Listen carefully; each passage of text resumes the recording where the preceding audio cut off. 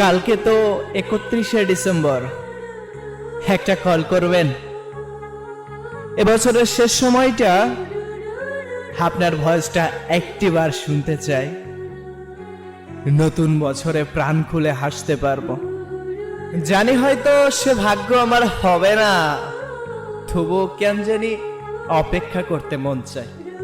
ঠিক রাত 12টার সময় ফোনটা হাতে নিয়ে দেখবো হাজার হাজার মেসেঞ্জার, হোয়াটসঅ্যাপ সব জায়গা থেকে মেসেজ আসলেও এই মনটা শুধু আপনার একটি কলের অপেক্ষা করবে, আপনার একটি মেসেজ।